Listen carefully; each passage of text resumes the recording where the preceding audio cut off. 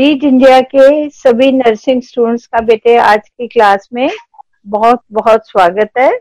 और जैसे कि आप सब जानते हैं, कल हमने हीमोपोएटिक सिस्टम पढ़ा था, जिसमें मैंने आपको परिभाषा या डेफिनेशन बताई थी कि हीमोपोएटिक सिस्टम का मतलब क्या है ना। हीमोपोएटिक सिस्टम का मतलब है सिस्टम ऑफ ब्लड, यानी हमारा ब्लड जो ये नाड़ियों में चल रहा है, ये है क्या चीज। तो उसमें हमने पढ़ा था कि भी सबसे पहले तो क्वालिटीज ऑफ ब्लड, ब्लड होता क्या है ना, उसकी क्या क्या खूबियां हैं। रेड इन कलर होता है, थिक होता है ना, ये पढ़ा था सारा। स्टिकी होता है, चिपचिपा, बदबूदार होता है, नाड़ी से बाहर आ जाए तो जम जाता है, और साल्ट टेस्ट में भी साल्टी होता है। ये सब कुछ पढ़ा था। फिर इसके बाद हमने पढ़ा था कंपोजिशन। कंपोजिशन का मतलब होता है बनावट। तो हमने पढ़ा था कि जो ब्लड होता है ये लिक्विड है, मतलब तरल पदार्थ है, तभी तो उसमें नाड़ियों में बहेगा, जैसे नदी में पानी बहता है। और इसमें जो लिक्विड पार्ट है उसको हम प्लाज्मा कहते हैं। फिर इसमें 3 तरह के कण होते हैं। कण को हम इंग्लिश में सेल्स बोलते हैं।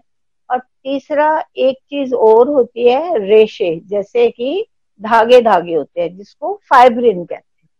तो आज हमने बेटे पहली वाली बात तो पढ़ी कि फंक्शन इसका क्या क्या, ट्रांसपोर्ट सिस्टम है, हमारे बॉडी की सारी चीजों को ले जाने वाला हमारा ये ब्लड है।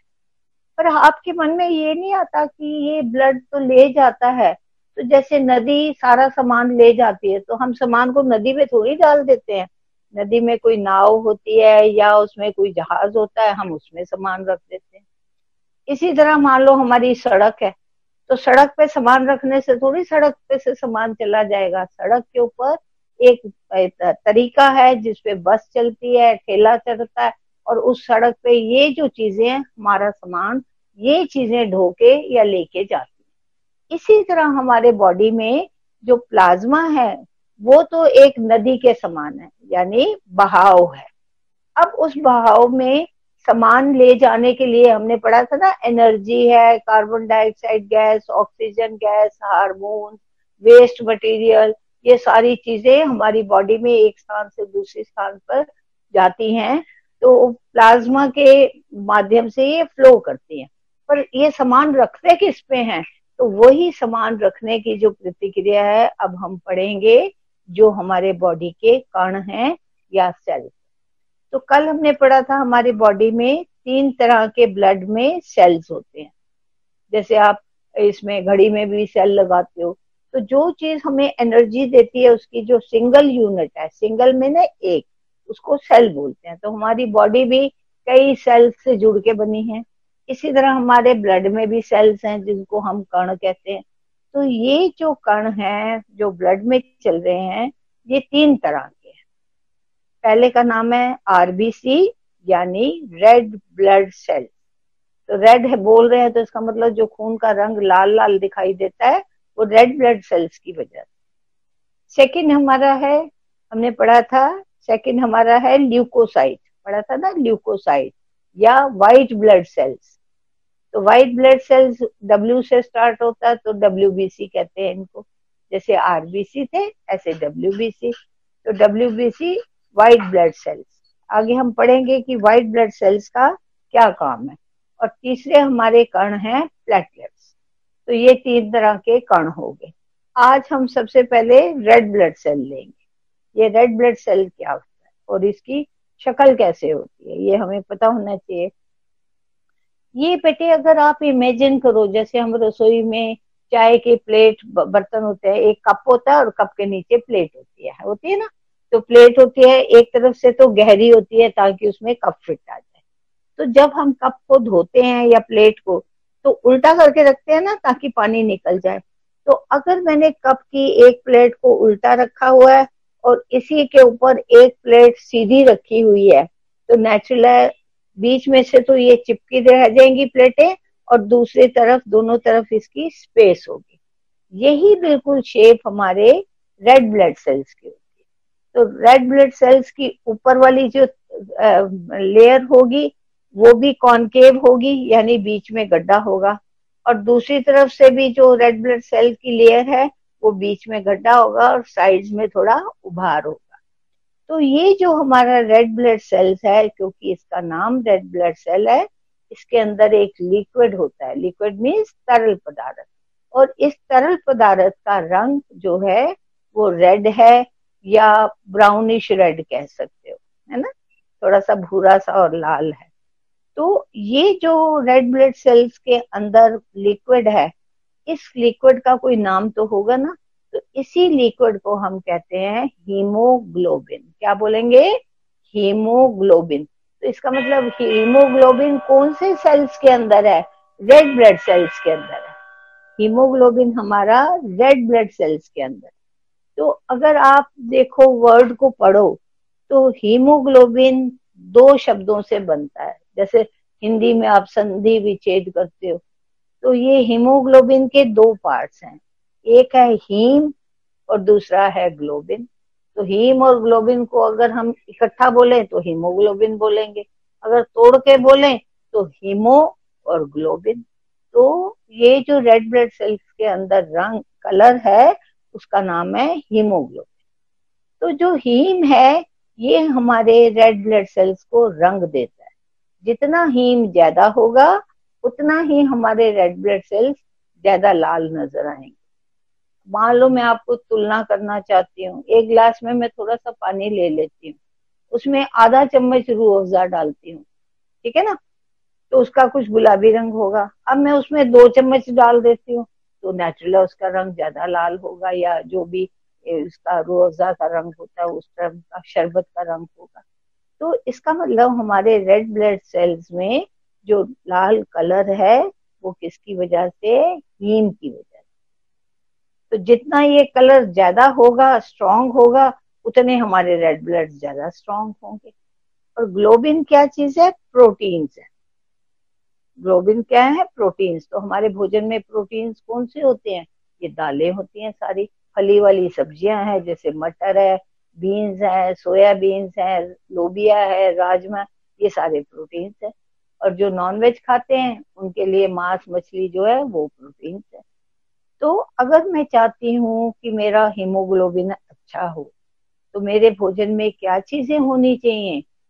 हीम के लिए जो आयरन का कलर है, हीम में जो कलर है वो आयरन तत्व से बनता है। तो जितना मैं लोह तत्व वाला भोजन खाऊंगी, यानी जिसमें आयरन कंटेंट ज्यादा होगा, और दूसरा क्या होगा? प्रोटीन्स ज्यादा होंगे, तो नेचुरल मेरा हीमोग्लोबिन ज्यादा अच्छा होगा। तो अगर सपोज करो बेटे, आप ये सोचो कि हमारे पास 2 स्कूटर हैं, एक स्कूटर तो बहुत फटाफट एक उसने किक मारी, धड़ांग से कहाँ पहुंच गया, है ना, और दूसरा स्कूटर जो मरियल टट्टू की तरह। या एक घोड़ा बहुत स्ट्रांग है, एक उसको वो चाबुक से इशारा करता है तो वो गैलप्स लेके दौड़ता दौड़ता चला जाता है। दूसरा जो घोड़ा है वो बेचारा थका हारा है, 2 कदम चलता है थक जाता है, क्योंकि उसमें ताकत कम है। पहला वाला जो घोड़ा था बहुत स्ट्रांग है। तो हमारे जो भोजन ले जाने वाले वाहक हैं, प्लाज्मा तो है जिसमें ये सेल्स चलते हैं, तो सारी एनर्जी और सामान ले जाने वाली चीज कौन सी है? हमारी रेड ब्लड सेल। तो अगर हमारे रेड ब्लड सेल स्ट्रांग होंगे तो नेचुरल जो भी सामान उसके ऊपर अटैच हुआ है वो फटाफट एक जगह से दूसरी जगह पहुंच जाएगा। और अगर हमारे रेड ब्लड सेल्स ही बहुत वीक होंगे तो ना तो उस पर ऑक्सीजन अटैच हो पाएगी, ना कार्बन डाइऑक्साइड जो जिसने कि शरीर से बाहर निकलना। तो जितना हमारा हीमोग्लोबिन स्ट्रांग होगा, यानी ज्यादा अच्छा होगा, उतना हम लोग ताकतवर। तो आप नेचुरली पूछेंगे मैडम कौन सा हीमोग्लोबिन जो है परसेंटेज सबसे अच्छी होती है? तो हमारे सभी ह्यूमन बींग्स में जो हीमोग्लोबिन की मात्रा है 12 से 14 ग्राम होती है। कितनी होती है? 12 से 14 ग्राम। तो अब 12 आप घड़ी में जैसे सुई के 12 नंबर हैं, तो आप याद रखोगे कि मैडम ने कहा था 12 नंबर होते हैं, तो 12 से 14। पुरुषों में थोड़ा हीमोग्लोबिन ज्यादा होता है महिलाओं के या लेडीज की अपेक्षा। तो आप कहेंगे मैडम ये फर्क किस लिए कि लेडीज में कम होता है और पुरुषों में ज्यादा?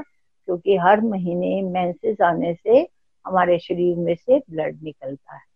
तो अगर हम उसकी चाहते हैं कि ये निकल गया तो इसकी भरपाई कर लें तो स्ट्रांग रहेंगे। पर अगर हमारी खुराक में ही आयरन इतना नहीं है भोजन में, तो नेचुरली हमारा हीमोग्लोबिन कम हो। तो आप कहेंगे मैडम आप आयरन कहते हो, तो दुकान वाले को थोड़ी कहेंगे कि भैया तो आयरन वाला भोजन दे दे, वो कहेगा व्हाट आर यू टॉकिंग, आप क्या बात कर रहे हो। तो हमें खुद को पता होना चाहिए कि हमारे कौन से भोजन में आयरन ज्यादा है।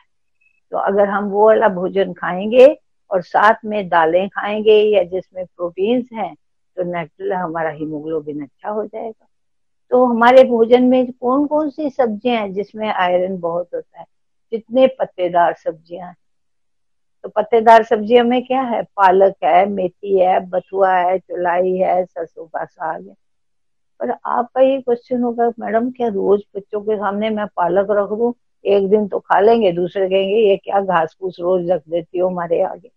तो हमें कुछ ना कुछ अल्टरनेटिव या तरीका सोचना पड़ेगा कि एक या दो दिन के बाद मैं पत्ते वाली सब्जियां अगर बच्चों को बना के देती हूँ तो उसमें थोड़ा सा हेर फेर कर सकती हूँ। जैसे मेथी के आप गूंद के मेथी के पराठे बना के दे सकते हो, सर्दियों में बहुत अच्छा लगता है मेथी का पराठा। फिर आप क्या कर सकते हो? बथुए को छील के साफ करके हल्का सा स्टीम करके या पीस के गर्मियों में बथुआ का रायता बना के देख सकते हो। और क्या कर सकते हो? पालक पनीर तो बच्चे बड़े शौक से खाते हैं, पालक में पनीर भी डाल सकते हो। अगर पनीर की मतलब थोड़ा कॉस्ट वाइज है तो मूंग की दाल भी डाल सकते हो मेथी ये पालक के साथ मूंग की दाल। यहाँ हमें एक और तरीका बहुत आसान है। जब भी हम पौष्टिक खिचड़ी बनाएं, तो खिचड़ी का मतलब ये नहीं होता चावल और डाली और खिचड़ी बन गई। तो खिचड़ी मना थोड़ी करती है कि मेरे में सब्जियां भी मत डालो। तो अगर आप खिचड़ी बना रहे हो तो चावल भी हैं उसमें, दालें भी हैं, मन करे तो थोड़े से मटर भी डाल दो, मन करे तो पालक थोड़ी सी छील के पालक भी डाल दो उसमें खिचड़ी में, और एक दो टमाटर भी डाल दो, स्वाद में भी अच्छा हो जाए। और जब छौंक लगाते हो उसमें ऐसा कोई छौंक लगाओ जिससे खुशबू आती है। तो आप खुशबू किस में आती है? हींग में बड़ी अच्छी आती है, ऐसे ही जीरे से बड़ी अच्छी आती है। तो अगर बेटे एक गृहिणी अपने बच्चों को खाना खिलाना चाहती है तो वो ताकतवर तो होना चाहिए, पर सबसे अच्छा तो स्वाद भी तो होना चाहिए ना।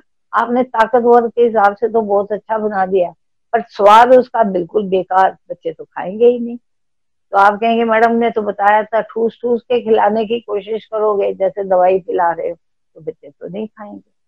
तो ये हमें बेटे थोड़ा तरीका सोचना है कि आयरन कौन कौन से चीजों में होता है, तो हम उस हिसाब से बच्चों को चीजें देंगे तो हमें ताकत आए। अब इसीलिए बेटे आप लोगों ने देखा होगा जो एक गर्भवती महिला होती है, जब उसको गर्भ में बच्चा होता है तो डॉक्टर्स उसको आयरन की टैबलेट्स देते हैं, यानी लोह तत्व वाली गोलियां देते हैं। क्योंकि गर्भ में पल रहे बच्चे को ब्लड कहाँ से मिलता है? माँ से। तो अगर माँ में ही ब्लड में आयरन की कमी है या उसका हीमोग्लोबिन कम है, तो नेचुरल जो गर्भ में पल रहा बच्चा होगा बहुत कमजोर, और उसमें भी खून की कमी होगी। तो हम क्या चाहेंगे? हमारा जो बच्चा घर में पैदा नया मेहमान आ रहा है, मैं न्यू कमर न्यू बेबी आ रहा है, वो ताकतवर होना चाहिए या ऐसे बीमार बीमार सा? तो सारे चाहेंगे नहीं मैडम हष्ट पुष्ट होना चाहिए, हाथ में उठाने का भी मन करे। ठीक है, तो माँ को अपने खुराक पे तब ध्यान देना चाहिए। तो रेड ब्लड सेल्स आप समझ गए बेटे? रेड ब्लड सेल्स के अंदर जो लिक्विड होता है उसका नाम है हीमोग्लोबिन। हीमोग्लोबिन दो शब्दों से बनता है, हीम और ग्लोबिन। हीम क्या है? आयरन का कलर। तो ये जो कलर है ये हमें कहाँ से मिलेगा? पत्तेदार सब्जियों। और ग्लोबिन क्या चीज है? प्रोटीन। तो ये दोनों चीजों के मिश्रण से जब हम खाना खाते हैं तो इसमें से ये जो ताकत निकलती है, आयरन का कलर और प्रोटीन्स दोनों के मिलने से हीमोग्लोबिन बनेगा। तो अगर हम डाइजेस्टिव सिस्टम को थोड़ा सा याद करें, तो वहां मैंने आपसे बात की थी ना कि लिवर का क्या काम है? टूटे हुए रेड ब्लड सेल्स के कलर को छानना। तो रेड ब्लड सेल्स कौन से हैं जो अब हम हीमोपोएटिक सिस्टम में रेड ब्लड सेल्स पढ़ रहे हैं? तो रेड ब्लड सेल्स के अंदर क्या है? हीमोग्लोबिन। अभी पढ़ा है ना हीमोग्लोबिन, जिसका कलर जो है रेडिश ब्राउन होता है। तो हमारी बॉडी में से रोज थोड़े थोड़े रेड ब्लड सेल्स टूटते हैं और नए रोज बनते हैं ताकि बैलेंस। अब ये जो टूटे हुए रेड ब्लड सेल्स कहाँ जाते हैं? लिवर में। हमने पढ़ा था ना, हीम जो कलर है, कलर किससे मिलता है? आयरन में। जब ये टूटेंगे तो ये कलर कहाँ जाएगा? लिवर में। और लिवर के माध्यम से, गॉल ब्लैडर से, फिर ये हमारी अंतड़ियों के माध्यम से शरीर से बाहर निकल जाता है। इसीलिए लैट्रिन का जो कलर होता है डार्क ब्राउन। समझ आया सबको? तो इसी कलर को ही हम नापते हैं जब हम पढ़ते हैं कि बिलीरुबिन की मात्रा कितनी है। तो देखो रेड ब्लड सेल्स का लिंकेज किससे जाके पड़ा? Digestive system. तो अगर मैं आपको डाइजेस्टिव सिस्टम में लिवर के फंक्शन ना समझाती और यहाँ कहती टूटे हुए रेड ब्लड सेल्स को छानते हैं, तो हमें शायद समझ आ गया। तो जितने हमारे बेटे हीमोग्लोबिन में रेड ब्लड सेल स्ट्रांग होंगे, हमारा उतना ही ले जाने वाला ये जो वाहक है ये स्ट्रांग होगा। तो शरीर के सारे अंगों में फटाफट ताकत पहुंचेगी, जल्दी जल्दी ऑक्सीजन पहुंचेगी, और वेस्ट मटेरियल का भी जो बाहर निकलने का है वो भी बहुत जल्दी जल्दी होगा। इसीलिए मनुष्य बहुत चुस्त है। अब यहाँ बेटे एक क्वेश्चन और आता है। सपोज करो आज आप मेरा लेक्चर सुन रहे हो, तो कहते हो ठीक है, आज के बाद ना मैं अपने बच्चों को सारी ये वाली भोजन खिलाऊंगी जिसमें लोह तत्व है और साथ में दालें। तो चाहे उनको कैसे भी प्यार से आप समझा के खिलाना शुरू कर देते। जब आप खिलाते हो 10 दिन 15 दिन खिला लिया, तो आप कहोगे अरे मैडम की वजह से तो खाना भी सिखाया, बच्चे को कितना गुस्सा करके भी रोटी खिलाई, और इसका तो रंग अब फिर पीले का पीला, इसका हीमोग्लोबिन तो ऊपर आ ही नहीं रहा। तो आप खुराक भी बहुत अच्छी दे रहे हो पर फिर भी हीमोग्लोबिन ऊपर नहीं आ रहा। वही 10 या 8 ग्राम जो था उतने पे ही वो अटका हुआ है। तो क्या कारण हो सकता है? मन में सोचो क्या कारण हो सकता है। इसका बिल्कुल उदाहरण यही है, एक बाल्टी आपने नल के नीचे रख दी और नल भी पूरा खोल दिया और पानी भी बाल्टी में गिर रहा है, बाल्टी फिर भी नहीं भरती। आप कहेंगे अरे 15 मिनट तो हो गया बाल्टी लगाए हुए, बाल्टी तो फिर भी नहीं भर रही। बाल्टी किस लिए नहीं भर रही? क्योंकि बाल्टी में छेद है, जो पानी भरता जा रहा है वो नीचे से निकलता है। यही प्रतिक्रिया हमारे शरीर की है। मम्मी तो बहुत अच्छा आयरन वाला भोजन आपको रोज देती है, पर बच्चे का तो हीमोग्लोबिन फिर भी नहीं बढ़ रहा। कल हमने पढ़ा था ना, आंखों को ऐसे नीचे करके देखते हैं कि अंदर आंखों के लाली कितनी है। जो लाली हम देख रहे हैं आंखों के अंदर, वो क्या चीज है? हीमोग्लोबिन। ठीक है ना? तो माँ देखती है कि अरे कल भी ऐसे ही गुलाबी गुलाबी था, 1 महीना हो गया पत्ता गोभी खिलाते खिलाते या ये जो पालक का साग खिलाते, फिर भी इसका हीमोग्लोबिन ऊपर नहीं आ रहा। तो डॉक्टर से पूछते, डॉक्टर साहब ये तो आपके कहने से तो मैंने कितना डांट डांट के खिलाया, पर इसका तो हीमोग्लोबिन फिर भी नहीं बढ़ रहा। तो क्या कारण हो सकता है? पेट में कीड़े हो सकते हैं। आपने तो भोजन बहुत अच्छा खिलाया उसको, आयरन रिच फूड खिलाया, लेकिन अगर पेट में छोटे कीड़े हैं या वो चुन्ने हैं या दूसरे कीड़े हैं, तो सारी ताकत जो है हमारे पेट के कीड़े खा जाए। तो इसी से मुझे शक पड़ता है। अगर एक बच्चा को मैं देखती हूँ बहुत रंग पीला पीला है, तो मैं पूछती हूँ इसके कभी पेट में से कीड़े निकले हैं? तो माँ कहेगी नहीं डॉक्टर साहब, ये तो बहुत अच्छी खुराक खाता है, हम इसको बहुत खाना अच्छा वाला पौष्टिक भोजन देते हैं, पर फिर भी हर समय गिरा पड़ा सा रहता है। तो पहला मेरा ध्यान किस पे जाएगा? पेट के कीड़ों। समझ आया? तो रेड ब्लड सेल्स का क्या काम है? रेड ब्लड सेल्स आप लिखोगे हमारे शरीर में एक नाव के भांति है। नाव में जो नदी में चलती है, तो जैसे नदी में नाव चलती है, ऐसे ही हमारे रेड ब्लड सेल्स, जिसको हम इससे तुलना करेंगे नाव से, और जो हमारा प्लाज्मा है लिक्विड पार्ट जिसमें ये नाव चल के जा रही है, तो वो हमारा प्लाज्मा पॉइंट जो है वो नदी के पानी के बराबर। समझ आ गया बेटे? तो ये हमने थोड़ा पढ़ा आरबीसी। तो आरबीसी का जब टेस्ट करना हो हीमोग्लोबिन का, तो प्रिक मेथड से भी हो सकता है, हमें जरूरी नहीं कि सिरिंज में ही ब्लड लेना। तो मेरे यहाँ तो जो पेशेंट्स का इमीडिएट करके देखना है, तो हम वही प्रिक करके उसका ब्लड ले लेते हैं, या यहाँ नाड़ी में से लेके टेस्ट के लिए भेज देते हैं। तो उसको क्या बोलते हैं? हीमोग्लोबिन।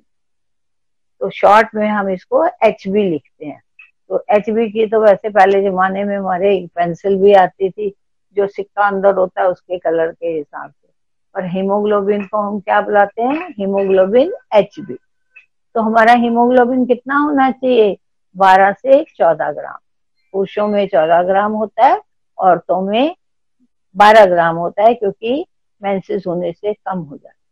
पर अगर सपोज करो किसी वजह से, या तो खाना ठीक नहीं खाती, या पेट में कीड़े हैं, या कोई और प्रॉब्लम है, तो हम उसका हीमोग्लोबिन टेस्ट करते हैं, वो तो बहुत कम निकलता है, 8 ग्राम निकलता है। टेस्ट करके पता चल जाता है कि इसका हीमोग्लोबिन कितना है। तो मान लो आ गया 8 ग्राम, तो वो 8 ग्राम से मैं इसको और ऊपर ले जाना चाहती हूँ, क्योंकि मुझे पता है 12 से 14 ग्राम होना चाहिए।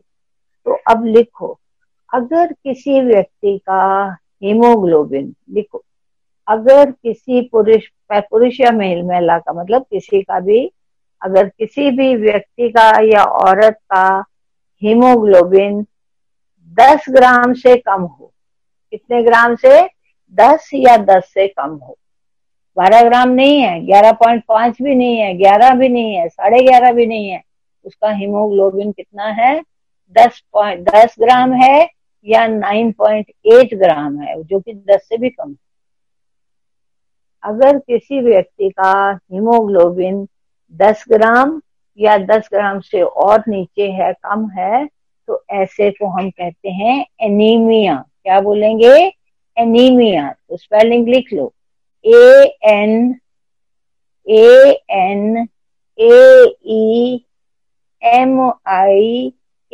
एनीमिया। तो एनीमिया का क्या मतलब है? खून की कमी। तो खून की कमी का क्या मतलब? हीमोग्लोबिन कम है। हीमोग्लोबिन जो है, हीमोग्लोबिन, ये इसमें सेल्स में कलर कम है, इसलिए वो पुरुष जो है थका थका रहता है। तो अगर किसी व्यक्ति का हीमोग्लोबिन किसी समय भी 10 या 10 ग्राम से कम है, तो ऐसे पेशेंट को हम एनीमिया कहते हैं, एनीमिक पेशेंट कहते हैं। ठीक है, एनीमिया के स्पेलिंग लिख लिए ना, ANAEMIA, एनीमिया। एनीमिया मीन्स खून की कमी। ठीक है, लिख लिया सबने? खून की कमी। तो बेटे आप ये सोचो, अगर किसी का मान लो 9 ग्राम है, तो मैं चाहूंगी ना कि इसका हीमोग्लोबिन और ऊपर आए, 14 ग्राम तो सबसे ऊंचा है। तो मैं क्या करूंगी? इसको कहूंगी खाने में भी ये दवाइयां यूज करे, ये भोजन में भी, और थोड़ा सा इसको आयरन का ऊपर से केमिस्ट की दुकान से कोई दवाई भी बता दो। तो ये हमारा हो गया अगर 10 ग्राम या 10 के आसपास है। और अगर किसी का हीमोग्लोबिन, कोई बच्चा था, वो मिट्टी भी खाता था और पेट में कीड़े भी हैं, और अभी भी नंगे पांव चलता है, तो नेचुरल मुझे देखभाल ज्यादा करनी चाहिए, और हो सकता है इसके पेट में कीड़े भी। तो अगर किसी के हीमोग्लोबिन 8 और 10 ग्राम के बीच में है, तो हम उसको 1 डोज एल्बेंडाजोल की देते हैं। किसकी? एल्बेंडाजोल। ये कीड़े मारने की दवाई है, जो पेशेंट को मुंह से खानी पड़ती है। तो इसको क्या कहेंगे? हम कहेंगे इसको, हीमोग्लोबिन अगर कम है, बीच के लेवल का है, तो 8 से 10 ग्राम का है, तो हम इसको डाइट से भी इम्प्रूव करने की कोशिश करेंगे, और आयरन की गोलियां भी। पर अगर किसी का 3 या 4 ग्राम है, तो इसको तो बढ़ने में बड़ा टाइम लग जाएगा। तो ऐसे पेशेंट को हम ब्लड ट्रांसफ्यूजन सजेस्ट करते हैं, कि इसको खून चढ़ाने की जरूरत पड़े। समझ आ गया आरबीसी के बारे में? तो अब हम आगे पढ़ेंगे कि अगर डॉक्टर ने कहा कि इसको खून चढ़ाने की शायद जरूरत भी पड़ सके, तो हमें ये पता होना चाहिए कि हमारे पास डोनर कौन सा है। डोनर मीन्स डोनेट कौन करेगा, ब्लड देगा कौन इस पेशेंट के लिए, ताकि इसकी जान बच जाए। तो अगर कोई डोनर होगा तो ठीक है, नहीं तो जो और हम चीजें होती हैं, उनकी भी हम सहायता ले। समझ आया बेटे? तो ये हमारा चैप्टर कौन सा खत्म हुआ? आरबीसी का। अभी तक हमने क्या पढ़ा? आरबीसी के बारे में, रेड ब्लड सेल्स के बारे में। तो हमें अपने लेवल पे, अगर किसी का हीमोग्लोबिन कम है, तो डोनर ढूंढ के रखना है कि ये वाला व्यक्ति अपना ब्लड देगा और हम अपने मरीज को ये वाला ब्लड चढ़ाएंगे। तो कौन सा वाला ब्लड, तो मान लो तो ब्लड को भी जब चढ़ाते हैं ना तो बेटे सेम ब्लड ग्रुप का होना चाहिए। वो हम इस पढ़ाई के बाद जो नेक्स्ट क्लास है उसमें पढ़ेंगे। तो अब हमने डिटेल में क्या पढ़ा, आरबीसी के बारे में, रेड ब्लड सेल्स के बारे में। तो जो हमारे शरीर में ब्लड एक जगह से दूसरी जगह ले जाता है, प्लाज्मा तो एक नदी या सड़क की भांति है। तो हम जैसे सामान को किसी वाहन में डालते हैं, इसी तरह हमारे रेड ब्लड सेल्स का जो वाहन है वो हमारे रेड ब्लड सेल्स। तो रेड ब्लड सेल्स अगर स्ट्रांग होंगे तो फटाफट उस पानी में से निकल जाएंगे, प्लाज्मा में से। ठीक है, तो ये हमारे हुए रेड ब्लड सेल्स के बारे में बातचीत। अब सेकंड पॉइंट आता है, सेकंड जो हमारे सेल्स हैं वो हमारे हैं ल्यूकोसाइट।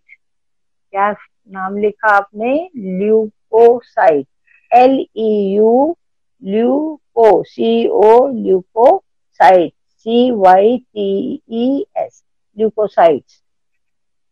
तो जो हमारे ल्यूकोसाइट्स हैं, एक्चुअली हम अपनी भाषा में उनको व्हाइट ब्लड सेल कहते हैं, क्योंकि इनका कलर क्या है, व्हाइट।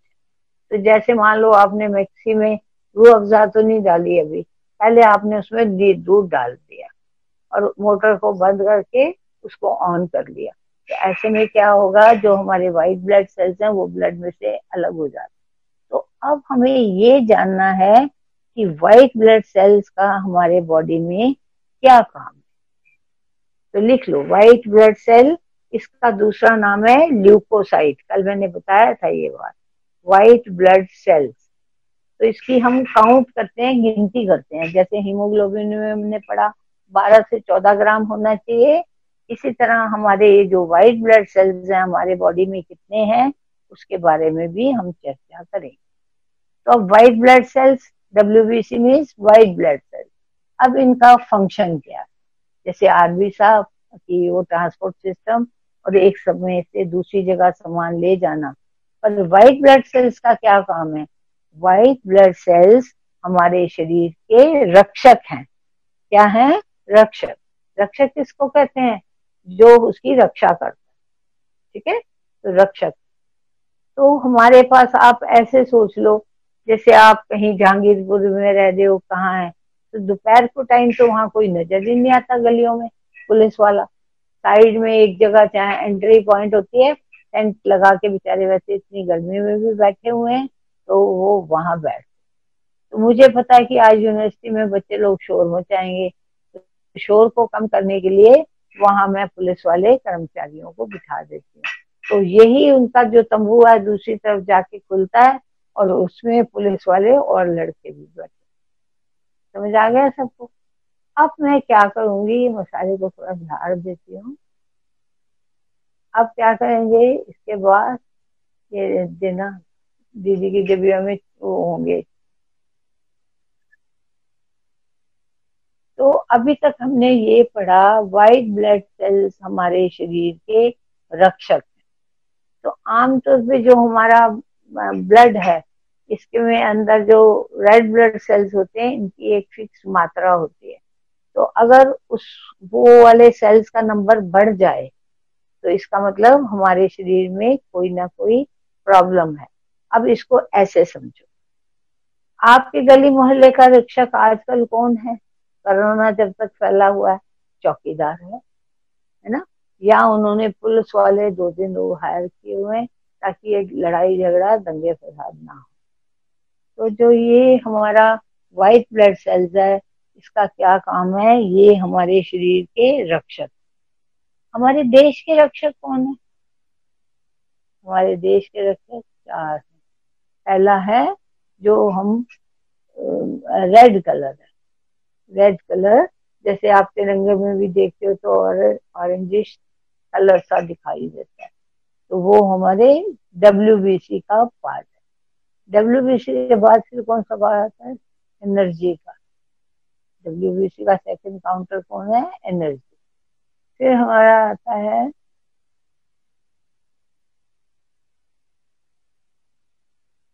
ठीक है। तो बेटे ये रक्षक आप ऐसे समझो, कि आपकी गली मोहल्ला है, रोज आप वहां पे 3 4 या 5 6 पुलिस वाले ही देखते हो। आजकल तो कोरोना की वजह से फिर भी हो सकता है एक आध फालतू भी दिखाई देते हो, पर आमतौर पे आपके गली मोहल्ले में या तो चौकीदार होता है या 2 3 लोग ऐसे पुलिस वाले भी बिठा देते हैं अपनी सहूलियत के लिए, ताकि अगर आप कल कोई टेंशन हो जाए या प्रॉब्लम हो जाए तो हमारे पास पुलिस फोर्स है जो उसको देखे। तो 4 5 ही मान लो होते हैं। पर अचानक एक दिन आप अपने घर से पहुंचते हो तो आप अपने गली में देखते हो एक पूरी लारी पुलिस की भर के आई हुई है आपकी गली के सामने नुक्कड़ पे। तो आपके मन में होगा ना, इतनी पुलिस काहे के लिए आ गई यहाँ पे। तो आप अपने मन में सोचोगे, तो आपकी मम्मी के गीत में सोचने वाली क्या बात है, ये इसलिए है सेल्स बढ़ गए हैं, या इतने क्या साबुन ने एक तो खाई नहीं, और इतने दिन से वो जो चीज काट के रखी है वो भी एकदम पतली हो जाएगी। तो अगर हमारे शरीर में कोई बीमारी है तो इन बीमारी को रोकने के लिए हमारा मददगार कौन है, वो हमारा वाइट ब्लड सेल्स। ठीक है, डिवाइड वो तो है नहीं यहाँ पे जो और चीज है। तो इसमें एक तो होगा जो वाइट ब्लड सेल्स का अगर नंबर बढ़ जाता है तो इसका क्या मतलब है कि इस एरिया में कोई ना कोई प्रॉब्लम खड़ी होगी। कैसी प्रॉब्लम, या तो कोई लड़ाई हो गई है, या कोई छत गिर गया है, या किसी ने किसी को कोई चक्कू वक्कू डाल दिया है, या कोई घुसपैठिया आके बैठा हुआ है छिपा हुआ, तो लोगों को अंदर जाने में डर लगता है। तो हम फिर पुलिस को बुलाते हैं और पुलिस के कर्मचारी आके हमारी सहायता करते हैं। तो इसका मतलब व्हाइट ब्लड्स क्या है, इसके आगे लिख लो, व्हाइट ब्लड सेल्स हमारे शरीर के रक्षक हैं। अगर इसका नंबर ज्यादा हो जाए तो ये हमें ये बताता है कि हमारे शरीर में कोई बीमारी है। जैसे रोज तो 3 4 पुलिस वाले होते हैं और एक दिन आके पूरी लारी भर के आ गई, तो इससे आप क्या समझोगे कि आज इतनी पुलिस वाले हमारी गली में घूम रहे हैं, तो कोई ना कोई वारदात या कोई ना कोई प्रॉब्लम तो जरूर आई है हमारे गली मोहल्ले के आसपास। तो इसीलिए बेटे अगर मेरे शरीर में कोई बीमारी आ जाती है ना, डॉक्टर के पास जाते हो तो डॉक्टर कोई अंतर्यामी तो है नहीं, वो आपको क्या कहते हैं, ब्लड टेस्ट करा लो। क्योंकि हमें पता है कि अगर शरीर में कोई बीमारी होगी तो हमारे रेड ब्लड सेल्स टेस्ट करने पे वो प्रॉब्लम हमारी वापस मिल जाएगी। समझ आया, समझो। तो व्हाइट ब्लड सेल्स कौन से हैं, ये हमारे शरीर के रक्षक हैं। हमारे देश के रक्षक कौन कौन है बेटे, तो आप कहेंगे मैडम 3 ब्रांचेज तो हैं। पहला तो आर्मी। आर्मी क्या करते हैं, सड़क पे टैंकर लेके जब कभी लड़ाई हो तो जाते हैं सड़क के रास्ते। दूसरा हमारा और कौन से हैं, दूसरा है हवा के माध्यम से, लड़ाकू विमान। तो हमारे देश में जो दूसरी रक्षा का साधन क्या हो गया, वो हमारा हो गया जैसे हवाई जहाज है, इसी तरह हमारे बीमारी से लड़ने वाले डॉक्टर जो हैं वो हवाई जहाज में काम करने वालों के इक्वल। समझ आ गया। तो इसका मतलब जो जैसे हमारे देश में 3 ब्रांचेस हैं, एक आर्मी, एक एयरफोर्स और तीसरा नेवी। तो अगर कोई प्रॉब्लम होगी, तो अभी पिछले दिन एक मोटा सा चूहा जो है ऑफिस में घुस आया, तो नेचुरल उसको पकड़ने के लिए हमें ये था कि ये नुकसान करेगा, तो उसको पकड़ने के लिए नेचुरल हमें कोई ना कोई चीज लगानी पड़ेगी। तो इसी तरह जैसा हमारा दुश्मन होगा वैसा ही हम लड़ाकू चीज भेजेंगे। तो अगर हमारा दुश्मन नाव के रास्ते से आता है तो हम क्या उसको, सड़क पे चलने वाले जो सिपाही या आर्मी जिनको कहते हैं, मैं उसको भेज दूं, वो कहेगा मुझे तो हवाई जहाज में बैठने नहीं, पानी के जहाज में बैठना ही नहीं आता।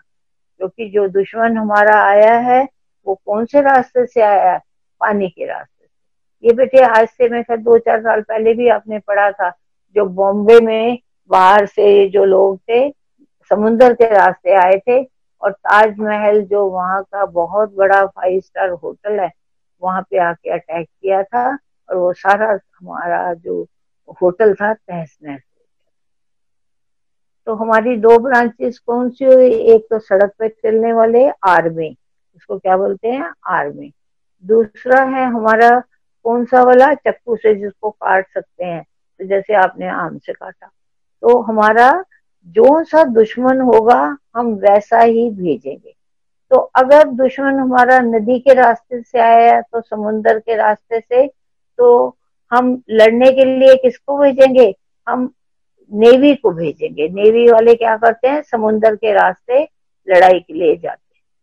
अगर दुश्मन जो है आसमान से गोलाबारी कर रहा है तो हम किसको भेजेंगे, लड़ाकू विमान को, जो हमारे यहाँ के हैं, जिनको एयरफोर्स कहते हैं।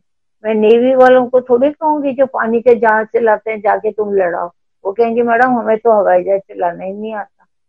तो अगर दुश्मन हमारा हवा के माध्यम से आया तो हमारे लड़ाई करने वाले जो लोग हैं वो हवा के माध्यम से ही जाएंगे। तो हमारी ये जो तीन ब्रांचेस हैं, आर्मी, नेवी और एयरफोर्स, तो अगर हवाई हमला तो किसको भेजूंगी, एयरफोर्स। और अगर सड़क के रास्ते दुश्मन आया है तो नेचुरल सड़क के रास्ते जो जलने वाली आर्मी है मैं उसको भेजूंगी। यानी जिस टाइप का दुश्मन होगा उसी टाइप का हम रक्षक भेजेंगे। तो ये मेरा थोड़ा सा आपको व्हाइट ब्लड सेल्स के बारे में भी पता चल गया। तो अभी मैंने एक बात की है कि जैसे आपकी गली मोहल्ले में कोई प्रॉब्लम हो जाए तो ज्यादा पुलिस फोर्स आ जाती है। तो पुलिस फोर्स के ज्यादा आने से आपको क्या पता चलता है कि ये जो पुलिस फोर्स इतनी ज्यादा आई है हमारे एरिया में, कोई ना कोई अननेचुरल थिंग हुई है, या तो कोई मम्मी की सहेली या कोई बच्चा जो इस सेंटर रूम में था वो बीमार पड़ गया, तो हमने उसी हिसाब से उसका रक्षक भेजा।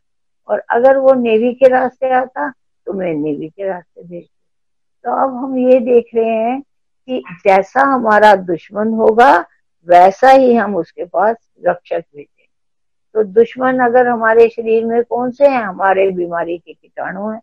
तो तभी जब हम डॉक्टर के पास जाते हैं तो डॉक्टर हमें क्या कहते हैं, अपना ब्लड टेस्ट करा लो।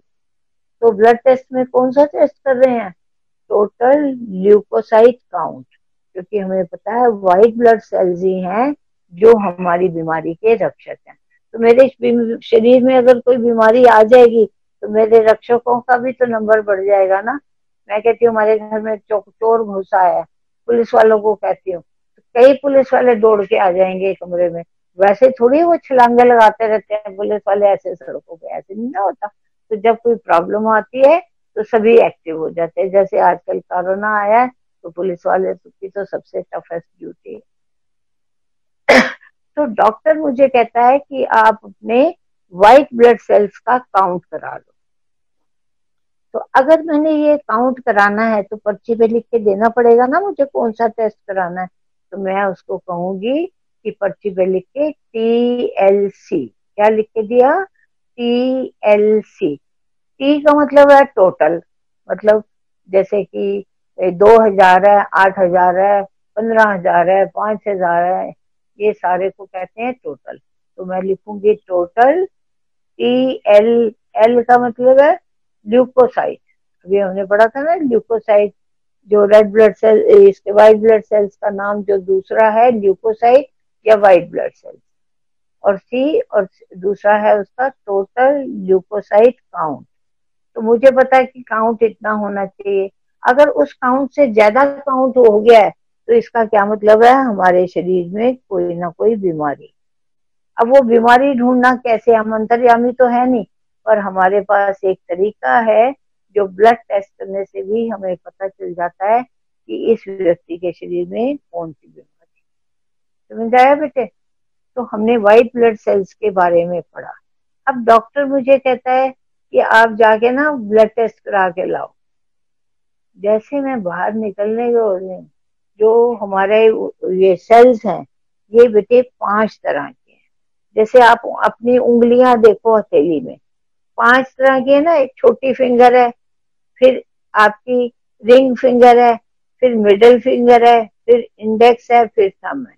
तो कहेंगी तो हम इन 5 को उंगलियां, पर तीनों का फंक्शन अलग अलग, ठीक है ना। तीनों का फंक्शन क्या है, अलग अलग है। कोई एक दो जैसे प्लांट्स होते हैं उनको जोड़ने के लिए वो सब तरह का काम कर लेते हैं। पर ये जो हमारे हाथ में 5 उंगलियां हैं, आप ये सोचो कि अगर हमें कोई चीज पकड़नी है तो थंब और हमारा इंडेक्स फिंगर चाहिए। तो अगर मेरे पास थंब नहीं है तो मैं पेन नहीं पकड़ सकूंगी। तो यही आपने महाभारत में देखा होगा, द्रोणाचार्य एकलव्य से गुरु दक्षिणा में क्या मांग लेता है, उसका अंगूठा, क्योंकि उसको पता है ये तो अर्जुन से भी ज्यादा अच्छा बाण चला लेता। तो उनको, वैसे तो ये टीचर की गलती है, जो इंसान आगे बढ़ना चाह रहा है ये बढ़ावा अपने सूरज के लिए थोड़ी कि उसको आप और प्रोत्साहित ही नहीं करोगे। पर एकलव्य को पता था कि और मुझे कोई नहीं सिखाएगा, तो उसने जो भी वहां जंगल में जाके किया, तो वो जो है अपने पास बांसुरी और एक वो झाड़ू बुहारी जिसको कहते हैं वो रखते। तो हमें ये जो 5 तरह के सेल्स हैं, इन इन सबका अलग अलग फंक्शन है। जैसे शादी की अंगूठी पहनी है तो आप रिंग फिंगर में पहनते हो, है ना। एक हमारी इंडेक्स है। अगर किसी ने अनपढ़ है, हालांकि आजकल इनकरेज नहीं करते, थंब इम्प्रेशन देते हैं, अंगूठा लगाते हैं। तो इसका मतलब हमारे हाथ में है तो 5 उंगलियां, पर सबका अलग अलग काम है। यही प्रतिक्रिया से हमने शिक्षा लेके ये जो हमने कोर्स पढ़ा है, नर्सिंग का कोर्स या मैंने डॉक्टरी का पढ़ा है कोर्स, उसमें यही सारी पढ़ाई पढ़ाए जाते हैं और बड़े खलेरे से पढ़ाए जाते हैं, मतलब बहुत एलोबरेट करके बढ़ा के बताते हैं। अब मैं आपको ये लिखवाने जा रही हूँ कि जैसे हमारी 5 उंगलियों के नाम अलग अलग हैं, ऐसी व्हाइट ब्लड सेल्स जो हैं ये 5 तरह के हैं। कितनी तरह के हैं? 5 तरह के हैं। तो जब हम ब्लड की रिपोर्ट कराएंगे तो उसमें कौन से सेल्स ज्यादा हैं, उससे हमें बीमारी का पता चल जाएगा। तो मैंने पेशेंट को तो कहा कि व्हाइट ब्लड सेल काउंट करा लो, नंबर ज्यादा आया तो मैंने कहा तुम्हारे शरीर में कोई बीमारी है। मान लो एक पेशेंट कहता है डॉक्टर साहब आज मौसम की वजह से बड़े बदन में बड़ी हरारत रहती है, टूटा टूटा सा लगता है, ऐसे लगता है कि अंदर कोई बीमारी है। तो उसके अंदर बीमारी है या नहीं, मैं कोई अंतर्यामी तो हूं नहीं, उसको कहूंगी ब्लड टेस्ट करा लो। तो वो कौन सा ब्लड टेस्ट कराएगी? TLC, total leucocyte count. अगर वो टोटल ल्यूकोसाइट काउंट नॉर्मल से ज्यादा आता है, और ये हमारे कौन है, बॉडी के रक्षक है, जैसे पुलिस फोर्स कोई प्रॉब्लम हो तो ज्यादा आ जाती है, तो TLC काउंट ज्यादा आ जाएगा। तो मैं कहूंगी तुम्हारे को कोई बीमारी है अंदर। या अगर सेल्स नॉर्मल आते हैं तो मैं कहूंगी मौसम का असर है, तो थोड़ा सा गर्म चाय, अदरक की या घरेलू उपचार कर लोगे तो तबीयत ठीक हो जाएगी। कई बार होता है ना मौसम अचानक बदल जाता है तो बदन में हरारत सी होने लगती है। तो अगर सेल्स का काउंट ज्यादा आता है, व्हाइट ब्लड सेल्स का, तो इसका मतलब शरीर में कोई बीमारी है। और अगर व्हाइट ब्लड सेल्स का काउंट ज्यादा नहीं आता तो इसका मतलब शरीर में कोई बीमारी नहीं है, मौसम की वजह से। तो पेशेंट कहता है डॉक्टर साहब आप कहते हो मेरे शरीर में कोई बीमारी है, मुझे इससे क्या लेना देना, आप मुझे तो ठीक कर दो और ये बताओ मुझे क्या बीमारी है। अब वो मुझे कैसे पता चलेगा क्या बीमारी है? अब एक एग्जांपल लूंगी मैं। पहले ये 5 तरह के सेल्स के नाम लिख लो। तो पहले का नाम है, ये वैसे मेरे ख्याल किसी फोटो पे भी होगा पर आप लिख लो, बड़ा आसान नाम है। पहले का नाम है पॉलीमॉर्फ। हिंदी में ही लिख लो चाहे, और इंग्लिश में लिखना तो मैं स्पेलिंग बोल देती हूँ। POLY, polymorph, MORPH, polymorph. तो पहला सेल कौन सा है? पॉलीमॉर्फ। ठीक है। सेकंड सेल है हमारा, ये बहुत मिलता जुलता वर्ड है ल्यूकोसाइट से, इसका नाम है लिम्फोसाइट। क्या नाम है? सेकंड सेल्स कौन से हैं? Lymphocyte, LYMPHO, lymphocyte, CYTE, lymphocyte. तो पहला हमारा है पॉलीमॉर्फ, दूसरा हमारा मैंने कौन सा सेल बोला आपको? लिम्फोसाइट। तीसरा लिखो इओसिनोफिल। तीसरा कौन सा सेल है?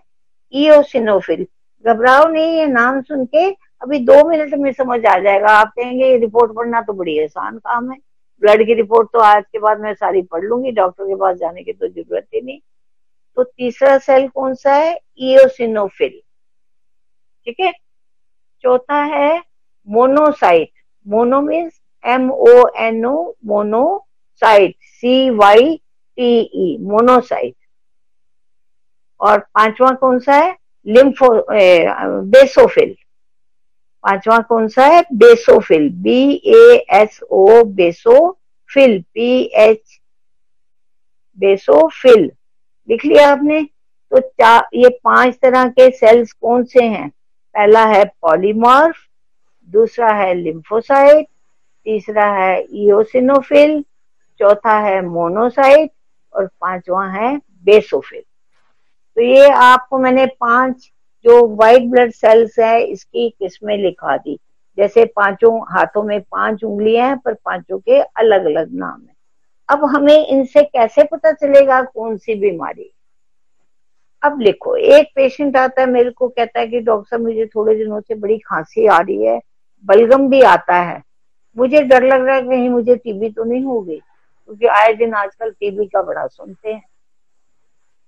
मैं कोई अंतर्यामी तो हूं नहीं। तो अब मुझे ये पता है, आप लिख लो। पहला नंबर क्या लिखा है मैंने? पॉलीमॉर्फ। पॉलीमॉर्फ हमारे शरीर में तब बढ़ते हैं जब बीमारी थोड़े से ही दिनों की हो, जैसे 5-6 दिन की है या 2-3 दिन की है। तो अगर मेरी खांसी जो है, चाहे वो पेशेंट कहता है कि मुझे खांसी आती है, बलगम आती है, पर मुझे पता है कि अगर बीमारी थोड़े से दिनों की हो तो हमारे ब्लड में जो पॉलीमॉर्फ हैं ये बढ़ते हैं, दूसरे सेल्स नहीं बढ़ते। फिर लिखो, अब लिखो सेकंड बेटे, टाइम होने वाला, जल्दी से। लिम्फोसाइट तब बढ़ते हैं जब हमारी बीमारी लंबे समय से हो, जब हमारी बीमारी लंबे से 3 हफ्ते से खांसी आ रही है, 4 हफ्ते से आ रही है, ठीक है, तो मैंने इसीलिए खांसी का सिम्टम लिया। और इओसिनोफिल तब बढ़ते हैं जब हमारी बीमारी का कारण एलर्जी है। हमारी बीमारी का कारण क्या है? एलर्जी है। जैसे हमने उस दिन एस्थमा में पढ़ा था, फूलों का पराग, ये। तो अगर मेरे पास ये रिपोर्ट आती है तो पेशेंट कहता है डॉक्टर साहब ये रिपोर्ट पढ़ के बताओ। तो अगर उसके पॉलीमार्फ आते हैं ज्यादा तो इसका मतलब उसको टीबी नहीं है। टीबी में जो खांसी होती है लंबे समय से होती है, और लंबे समय से जो खांसी होती है उसमें कौन से सेल्स ज्यादा आते हैं? लिम्फोसाइट। तो मैं भगवान से क्या मांगू कि मेरे लिम्फोसाइट ज्यादा आए या पॉलीमॉर्फ आ जाए या कोई और आ जाए? क्योंकि मुझे पता है अगर लिम्फोसाइट का काउंट ज्यादा आ गया तो इसका मतलब मुझे बदन में, छाती में कहीं पे टीबी की बीमारी है। तो टीबी की बीमारी में ब्लड के कौन से सेल्स बढ़ते हैं? लिम्फोसाइट। और अगर मेरी खांसी का कारण एलर्जी है तो कौन से सेल्स बढ़ेंगे? इओसिनोफिल। तो मैं कहूंगी ये तो अच्छा, बीमारी के कीटाणु तो है नहीं, एलर्जी की वजह से है, धूल से है, फूलों के पराग से है या छोंक से है, जो मुझे फंदा सा लगता है और खांसी उठती जाती है, ठीक है। और अगर मेरे पॉलीमॉर्फ ज्यादा आए हैं तो नेचुरल बीमारी थोड़े से दिनों की है, डॉक्टर दवाई दे देगा, मैं ठीक हो जाऊंगी। अब इसी तरह सोचो, किसी इंसान को पेशाब में जलन है तो 2 महीने से थोड़ी चलती आ रहेगी, थोड़े से दिनों। तो पेशेंट कहता है मुझे यूरिन में जलन होती है और ब्लड टेस्ट करती हूँ, तो कौन से वाले सेल्स ज्यादा आएंगे? पॉलीमॉर्फ। क्योंकि मुझे पता है पॉलीमॉर्फ हमारे शरीर में कब बढ़ते हैं? जब बीमारी थोड़े सी समय से। तो इस रिपोर्ट से मुझे पता चल जाएगा ना मेरी खांसी का कारण क्या है, टीबी है या एलर्जी है या कोई बीमारी के कीटाणु है। अगर एलर्जी की वजह से मेरी खांसी है तो एलर्जी का सिरप पी लूंगी, तो कौन से सेल्स बढ़ के आएंगे? इओसिनोफिल। या अब इसको उल्टा पढ़ना शुरू करो, अगर ब्लड में इओसिनोफिल ज्यादा आए तो इसका मतलब खांसी का कारण एलर्जी है। अगर ब्लड की रिपोर्ट में लिम्फोसाइट ज्यादा आए तो इसका मतलब मेरे को हो सकता है टीबी की बीमारी। और अगर पॉलीमॉर्फ ज्यादा आते हैं तो बीमारी जो है 2-4 दिन की है, कोई लंबी बीमारी नहीं। तो इनमें से कौन सी बीमारी में डॉक्टर छाती का एक्सरे कराएगा और टीबी के सारे टेस्ट कराएंगे? जब हमारे लिम्फोसाइट ज्यादा है। क्योंकि लिम्फोसाइट हमारे ब्लड में कब बढ़ते हैं? जब हमें टीबी होने का अंदेशा होता है या हमारे शरीर में टीबी के कीटाणु। अब ये जो बेसोफिल और मोनोसाइट्स है, ये हमारे बॉडी के जो ब्लड सेल्स हैं ये इमेच्योर सेल्स हैं, कच्चे सेल्स। तो ये कच्चे सेल्स की मात्रा हमारे ब्लड में ज्यादा नहीं होनी चाहिए। अगर इनकी मात्रा हमारे ब्लड में बहुत ज्यादा आ जाए तो हमें हो सकता है ब्लड का कैंसर, क्योंकि यही सेल्स जो कच्चे सेल्स हैं ये मैच्योर होके हमारे ब्लड में आते हैं। और अगर यही कच्चे सेल हमारी बॉडी में बिना मैच्योर हो जाएं तो इनकी मात्रा कितनी ब्लड में बढ़ जाएगी। इसका उदाहरण आमतौर पे मैं ये देती हूँ, आप कई फ्रेंड्स को लेके घर पहुंच के मम्मी को कहते हैं फटाफट रोटियां बनाओ, तो नॉर्मल रोटी आपकी मम्मी सेक के अच्छी तरह बनाती है। और अगर जल्दी जल्दी में कच्ची पक्की टेढ़ी मेढ़ी रोटियां बनाएगी तो जल्दी जल्दी में ऐसे ही तो बनेगी। तो जब हमारी बॉडी में सेल डिवीजन बहुत जल्दी जल्दी होता है और इमेच्योर टाइप के सेल सारे निकल के आते हैं, इसी को ही तो कैंसर कहते हैं। तो हमारे बॉडी में जब हम ब्लड टेस्ट कराएं, मोनोसाइट और बेसोफिल का नंबर ज्यादा नहीं आना चाहिए। ठीक है, तो ये बेटे मैंने आपको अभी थोड़ा व्हाइट ब्लड सेल्स के बारे में बताया। इसकी हम चर्चा कल फिर करेंगे, क्योंकि अभी मेरे प्लेटलेट्स भी रह गए हैं और मुझे एक चीज और बतानी है आपको, ब्लड ग्रुप। चलो बस। मैम एक चीज पूछना है मैम, ये जो है पॉलीमर जो है मैम, ये लंबी बीमारी के कारण इसका एक इंडिकेटर है, राइट? नहीं, पॉलीमर कम दिनों की बीमारी का इंडिकेटर है। अच्छा, कम दिनों का, ओके। हाँ, लिम्फोसाइट है वो लंबी बीमारी का, लंबी बीमारी का। और ये जो है सिनोफिल जो है एलर्जी है, एलर्जी मोनोसाइट। अब बेसोफिल जो है सो ज्यादा दिन नहीं होना चाहिए, नहीं होने चाहिए। तो अब अगर किसी को खांसी है तो लंबे समय की बीमारी, अगर किसी को है खांसी, तो ये कौन से सेल्स बढ़ते हैं? लिम्फोसाइट। ब्लड में लिम्फोसाइट ज्यादा हैं तो मेरी खांसी का कारण टीबी तो हो सकता है। तभी तो हम कहते हैं कि 3 हफ्ते से ज्यादा की खांसी ट्यूबरकुलोसिस भी हो। Correct ma'am. और पॉलीमॉर्फ कब बढ़ते हैं? जब हमारी बीमारी थोड़े ही समय से हो, 5-7 दिन से हो, 4-5 दिन से हो, हफ्तों की नहीं होगी, महीनों की नहीं होगी। और इयोसिनोफ कब बढ़ेंगे? जब एलर्जी है। तो आपको रिपोर्ट पढ़नी आ जाएगी ना, अगर आपके ब्लड में इयोसिनोफिल ज्यादा है इट मींस एलर्जी है। ओके, तो कल मैम हम लोग ब्लड ग्रुप और प्लेटलेट पढ़ेंगे, right?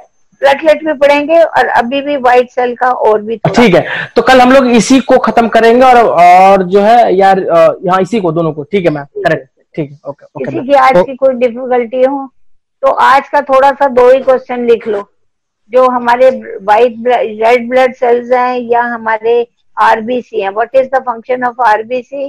What is the function of WBC?